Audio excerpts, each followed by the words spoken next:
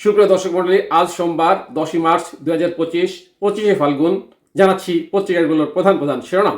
সর্বপ্রথম Ittefaq main heading করছে কিশোরীকে ধর্ষণের অভিযোগে ইমাম গ্রেপ্তার। নেক্সট প্রথম আলোর মেইন হেডিং বনানীতে সড়ক দুর্ঘটনায় পোশাক শ্রমিক নিহত, প্রতিবাদে অবরোধ যানজট।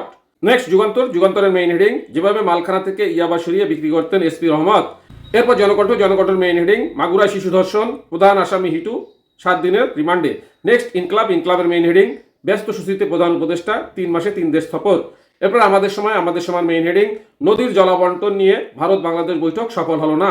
নেক্সট সমকালের মেইন হেডিং বনানীতে দুর্ঘটনায় পোশাক শ্রমিক নিহত, সহকর্মীদের সড়ক অবরোধ, তীব্র যানজট। এরপর জায়জাইদিনের মেইন হেডিং রাজধানীতে 2 শ্রমিক নিহত, সড়ক অবরোধ, তীব্র যানজট। নেক্সট মানবজমিনের মেইন হেডিং বনানীতে সড়ক দুর্ঘটনায় পোশাক শ্রমিক নিহত, সড়ক অবরোধ, তীব্র যানজট। এরপর কালেকণ্ঠের মেইন হেডিং বনানীতে সড়ক দুর্ঘটনায় নারী নিহত, সহকর্মীদের অবরোধে তীব্র যানজট। নেক্সট বিবিসি নিউজের মেইন হেডিং আয়ের উৎস নিয়ে ছাত্রদল শিবিরের পাল্টাপাল্টি অভিযোগ, সংগঠনগুলোর আয়ের উৎস কোথায়। এরপর আরটিভি নিউজের মেইন হেডিং সুরা হলো না গঙ্গার পানি বন্টনের। এই ছিল পত্রিকাগুলোর প্রধান শিরোনাম। চলুন যে কোনো সংবাদের বিশ্লেষণে। দর্শক মন্ডলী, বর্তমানে মাহে রমজান চলছে, সিয়াম সাধনের মাস। এ মাসে আমরা ইবাদত বন্দেগী করে থাকি, যার ফলশ্রুতিতে প্রায় এলাকায় জোহরের নামাজের পরে বাচ্চাদের কোরআন শিক্ষা গ্রহণ করানো হয়।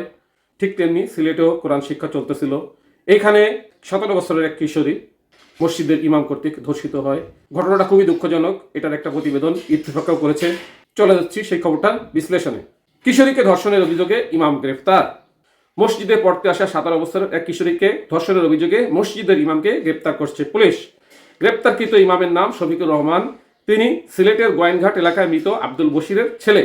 রোববার 9 মার্চ রাতে সুনামগঞ্জের ছাতক উপজেলার ইসলামপুর ইউনিয়নের বনগাঁও উত্তরপাড়া মসজিদের সামনে থেকে তাকে গ্রেফতার করা হয়। জানা যায়, বনগাঁও উত্তরপাড়া মসজিদে রমজান উপলক্ষে দারুল কোরআন পড়তে যায় ছাতকের 17 বছরের এক কিশোরী। গত 6 মার্চ বৃহস্পতিবার দুপুরে জোহরের নামাজ বিরতির সময় অন্য শিক্ষার্থীরা মসজিদ ত্যাগ করে চলে গেলে সেই সুযোগে ইমাম কিশোরীকে বিশেষ কাজ আছে বলে কক্ষে নিয়ে ভয় দেখিয়ে ধর্ষণ করে।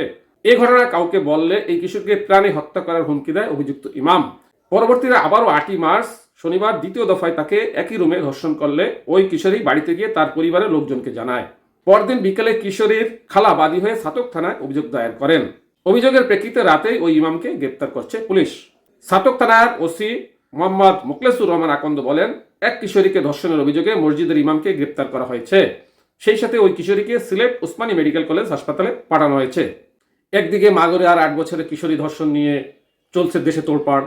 গতকাল রাজশাহীতে ঘটনা ঘটছে, এখন সিলেটেও ইমাম কর্তৃক। দেখেন দেশটা কোন দিকে চলে যাচ্ছে। এই ছিল সেখানকার সর্বশেষ খবর। সাথে থাকার জন্য ধন্যবাদ। আসসালামু আলাইকুম।